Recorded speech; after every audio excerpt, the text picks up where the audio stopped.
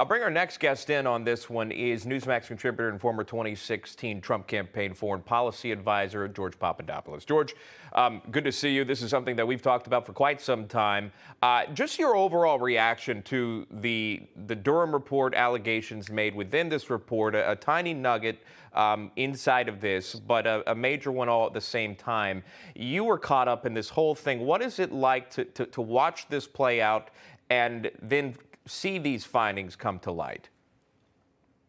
Thanks a lot for having me. And you're absolutely right. I was one of the many individuals who was thrust into the fire, if you will, of an attempted coup, essentially, against President Trump. But my immediate thoughts regarding all of these damning revelations that have been coming out over not just the last couple of days, but months, regarding what John Durham has really found out about what was happening exactly during the 2016 campaign, is that one of President Trump's biggest achievements was really to expose the unprecedented rot and corruption that really pervaded his predecessor's attempt to prevent a smooth transition of power between the Obama administration and the Trump administration. That really is what this is all about. This isn't so much about President Trump, George Papadopoulos, Paul Manafort, and others. It's really about the country and the turmoil that the country went through over the last 4 years and the potential to see our institutions corrupted and how that will affect future elections. So it's very important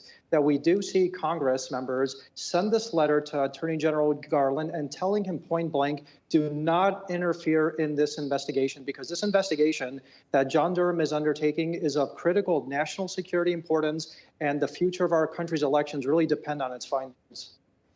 Yeah, and also if he does decide to switch course and pull it back, how does that look? How would that make the DOJ look at the same time? Why wouldn't you allow this to go forward if there's nothing to find? Perhaps let the probe fall on its face if that's what you believe. So we'll see what happens with that. Right now it's a go. I want to show you this. Hillary Clinton yesterday spoke in New York to Democrats. She was there to endorse Governor Hochul. But she did address this conversation that we're having now, calling it conspiracy. Watch.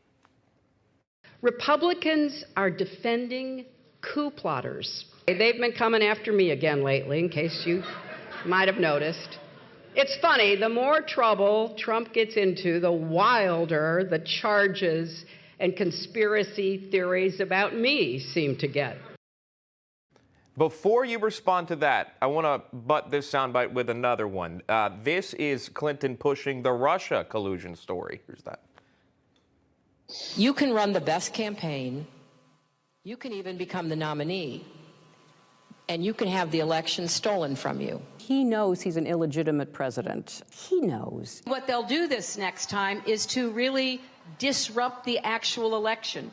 Shut down the servers that you send results to. There's no question any longer. The Russians actively interfered in our election to help Donald Trump. There is no hoax. It's true. The Kremlin, meaning Putin and the Russian government, are directing the attacks, the hacking on American accounts to influence our election. George Papadopoulos, you hear those sound bites from Hillary Clinton calling what you went through a conspiracy, and then the soundbite you just heard there. Your thoughts? I think Hillary Clinton today is the walking, talking exhibit A of both projection and deception.